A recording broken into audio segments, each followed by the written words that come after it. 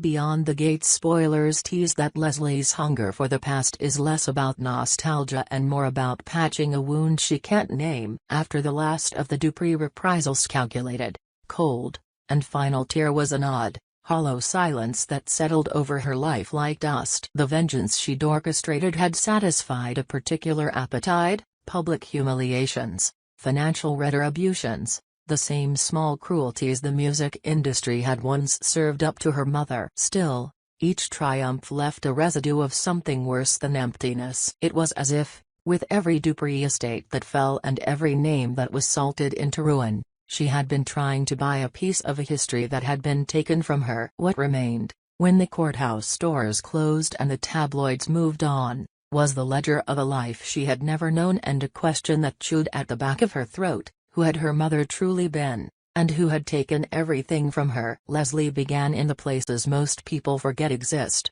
attics that smell of mothballs and lemon oil, a bank of cardboard boxes in the back room of a defunct studio, a folder of brittle press clippings bound with twine. The copies she unearthed were headline-thin faded columns about an obscure quartet, a name here and there, a smattering of grainy photos. But in one rolled-up sleeve of newspaper was a business card with a producer's scribble and a date. It pinned a season to a face. The haircuts in the portraits were unmistakably of the era sheen of ambition that had once been a currency all its own. Each small artifact welded together into a narrative that felt both intimate and surgically removed. Her mother, Barbara, not merely a background character in a success story, but the engine of it. The pages of the diary she found in a rain-slicked afternoon, inside a lacquered box labeled "Personal Do Not Open," were brittle and smelled of old perfume and cigarette ash. They opened like a trapdoor. Barbara's handwriting wound across the pages in a way that suggested music,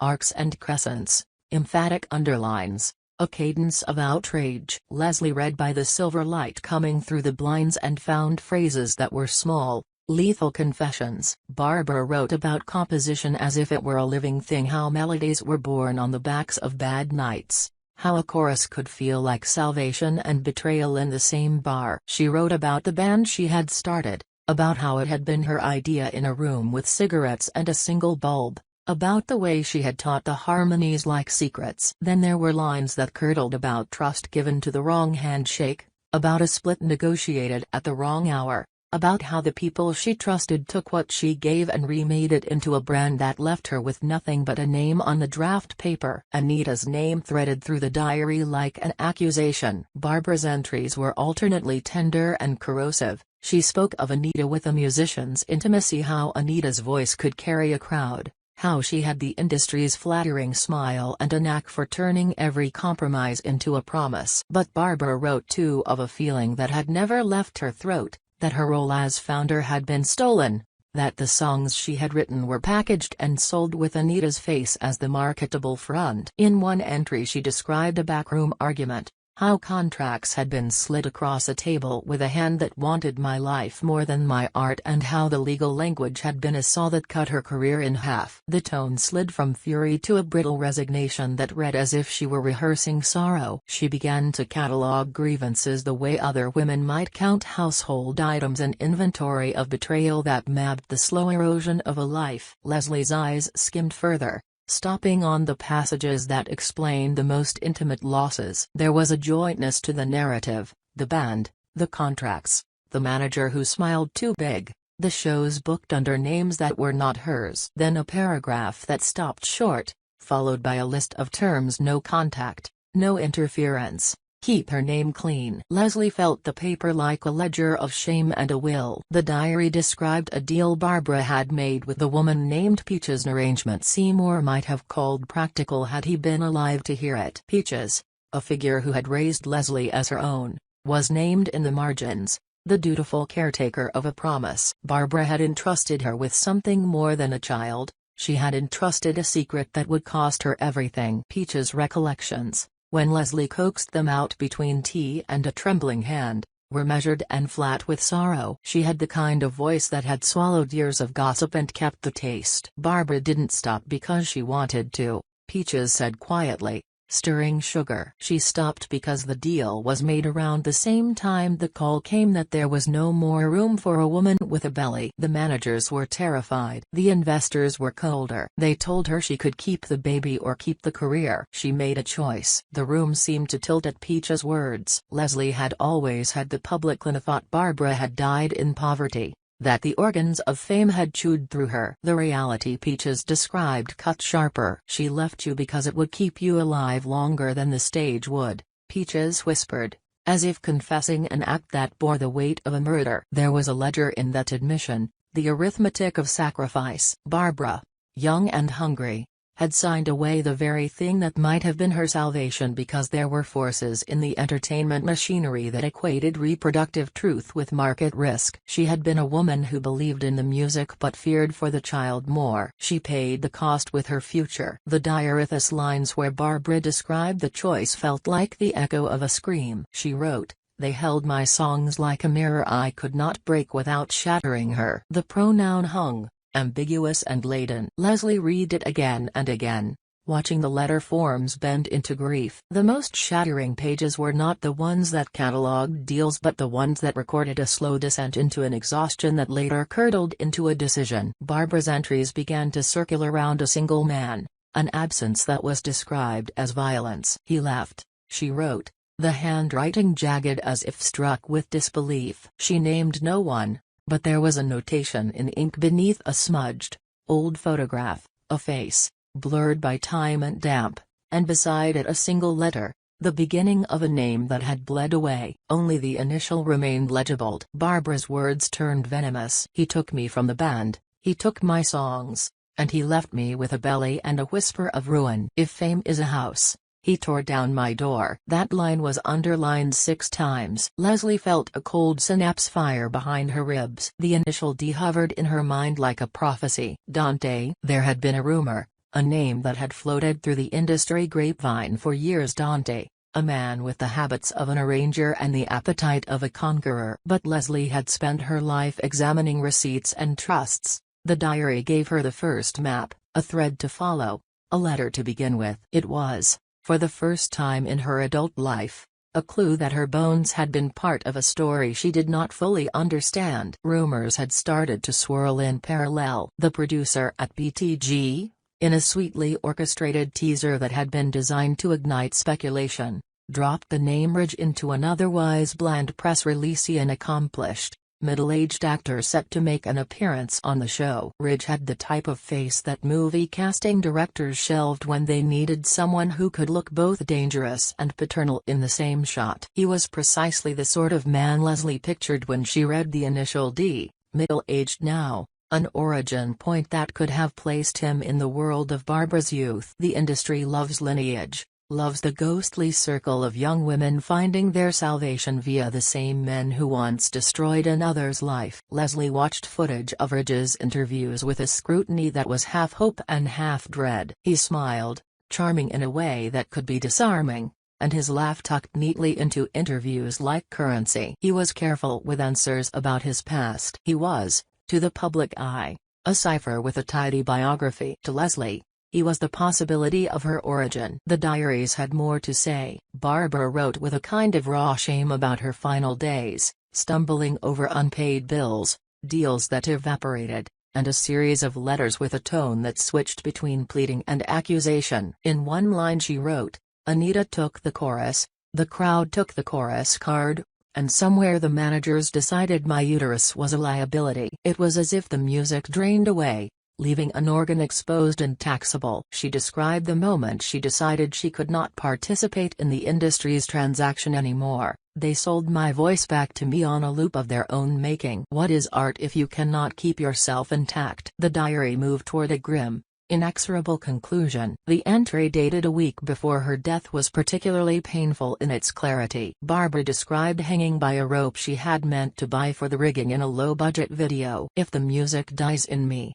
she wrote, "I will hang myself in the room that knows all the notes and cannot return them." That the note was not a melodrama but an arithmetic explained the sadness. There was no melodramatic flourish in the entry, Only a sober list of failures and the knowledge that the industry had decided she was unmarketable. The diary contained lines that suggested she had planned a kind of theatrical self-annihilation, a final performance that would end what the industry had already found hard to sell. For Leslie, reading the confession felt like an accusation she had inherited. Why had Barbara not told her? Why had she been hidden? Why had Peaches, who had raised her with a stoic tenderness, kept the child of an artist safe from the man who may have been her father? Peaches's version of the truth was a mosaic of practicalities. Barbara couldn't raise you, she said. She had to give herself over to something that would feed you money, contracts.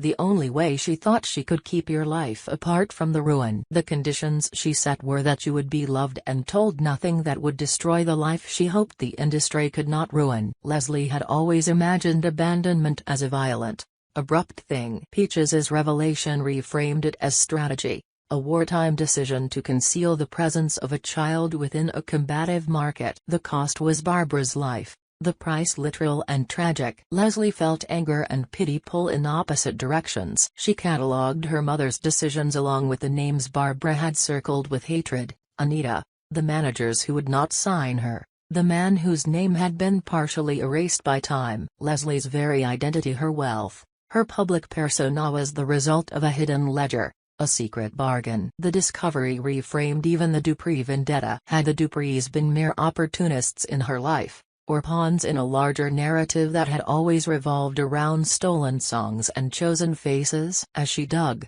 a pattern emerged from the margins. The group's early gigs were documented in chains of print: a club on the wrong side of town, a manager who promised the moon, a split precipitated by a better offer and an offer's resultant compromise. Anita's ascendancy was described as a series of calculated presents, an alternative image, a younger face for a crowd hungry for sweetness. But Barbara's hands, the ones that first wrote the harmonies, had been erased from the liner notes, as if the recording had been edited after the fact. When Leslie traced Anita's name in public records and old advertisements, she found the sheen that accompanies success: brand deals, endorsements, a voice on commemorative albums. The public narrative had no room for Barbara's ruin. Anita was a star, celebrated at charity functions and photographed with a smile that had been suited to marketability. Her PR had managed a second narrative: Anita's ascension, while Barbara's life was what the industry had classified as collateral. Leslie felt the old anger resurface,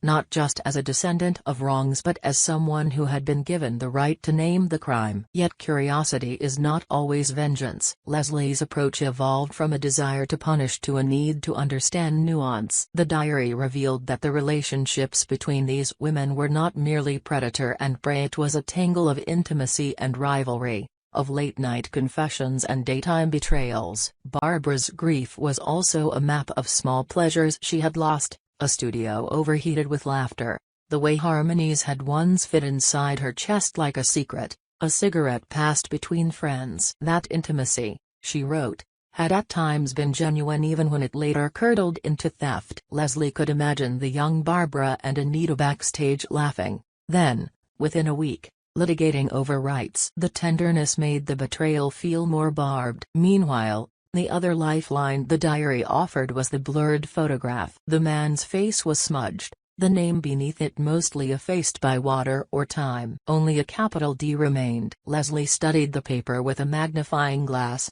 tracing the letter with her thumb as if it might reveal the rest by osmosis. She made lists. Would Dante have had the access? Could he have been a manager, a lover, a muscle? Theories bloomed in her head, speculative and dangerous. If Dante were the man who had walked away, what had he done afterward? Had he stayed in the industry? Had he prospered? Had the same hands that had ripped her mother's life from her been applauded in larger rooms? The thought filled Leslie with a strange, hot resentment. The idea that a man could have walked through a life and left devastation in his wake while remaining unaccountable was the industry's oldest tale. The BTG producers' hint about Ridge became a magnet. Leslie watched every press photo and clip like a codebreaker looking for a letter. She booked a flight to a taping day announced casually on a studio's calendar. She sat in the audience, the lights a bright, impersonal glare, and surveyed Ridge as he walked on stage. He carried himself with a steadiness that could be mistaken for kindness. Up close,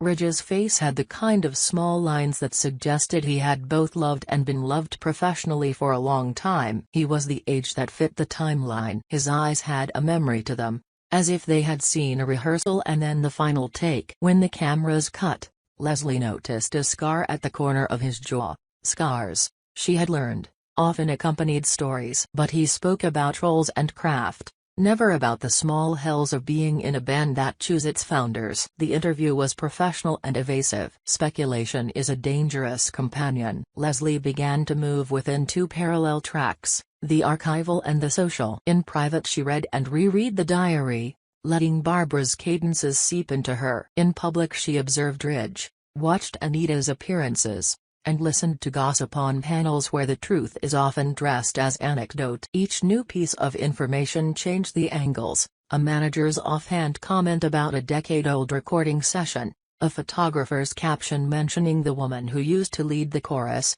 an old magazine that, in a footnote, referenced a pregnancy rumor. It felt like a haunted museum where each artifact was a finger pointing toward a hidden room. At home in the evenings, Leslie sat with the tie that Nicole had received from her small, silk, patterned with a knot that had once been Ted's. It had been delivered in a small brown box with no note. The tie's provenance was a mystery that set a different kind of fire under her chest. Nicole, who had confided in Anita that she might give Ted a second chance, had been confused when Leslie presented her with the tie as evidence. To Nicole, the tie was a talisman. To Leslie it was a breadcrumb. Ted's relationship with Nicole had been messy, promises made, lulls filled with excuses. Leslie had not intended to intervene in the intimate calculus of others, but when the tie arrived at her door cleaned, folded, and smelling faintly of a barth, implication was that someone had been careless or that someone had been deliberate. Nicole thumbed the silk as if it were a living thing and called Ted. He answered with a calm that suggested he could navigate any interior life with charm. "Leslie did it,"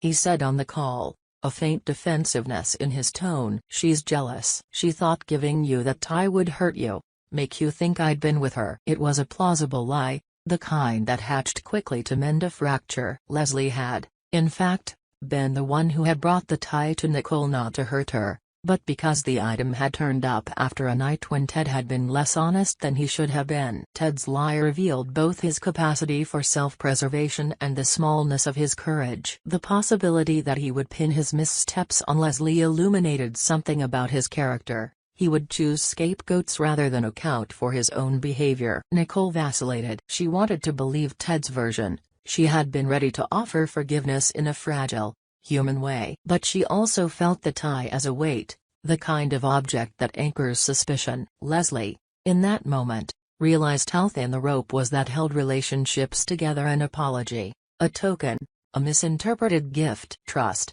once eroded, refracts into suspicion that catches at everyone like a net. As Leslie followed the letters and photographs and public appearances, she felt a pressure building, not a plan for vengeance but an urgency to map out the truth before the machine of celebrity placed new paint over old wounds. The diary had given her direction, but it had also raised 1,000 other questions. If the man who abandoned Barbara was the same D who had later prospered in an industry that devours inventors, then perhaps the path to him would cut through Ridge, or through a producer called Dante, or through the manager whose name kept surfacing in footnotes. Leslie knew the difference between a theory and evidence. The diary was a start, but the man with the D had to be found by more than an initial. There were whispered meetings to arrange, security camera reels to subpoena, old roadies to find who might remember the back of van arguments. She had enemies now. Dupree's had been only the beginning, and whatever movement she made in public would be scrutinized,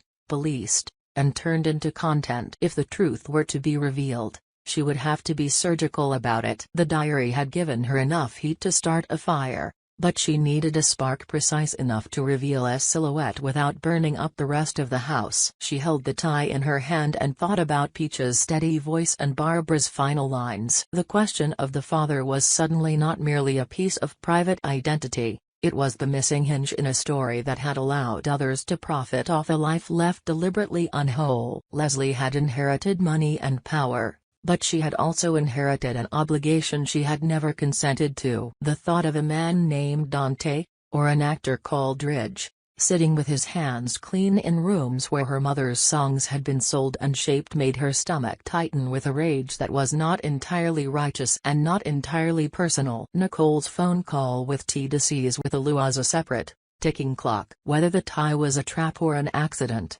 Nicole's willingness to forgive Ted was precarious. There remained the chance that she would learn the full truth, that Leslie had the tie because she had found it in circumstances that suggested Ted had been less than faithful or had been obfuscating about where he had been and with whom. If Nicole learned the truth from someone other than Ted, the betrayal would taste differently. The world in which Leslie moved was one where facts and stories collided, where objects like ties and diaries could shift the axis of a life. For now, neither the identity of Leslie's father nor the fate of Nicole and Ted's fragile reconciliation had been decided. The diary's last line was a wound that kept opening. They say the music will outlive us. But what if the music is bought by those who kill the makers? Leslie closed the book and felt the air thin. Outside, a production crew was rehearsing. The cadence of rehearsed laughter, a hollow echo that sounded suspiciously like the applause Barbara had once heard. She stood up, the diary tucked under her arm,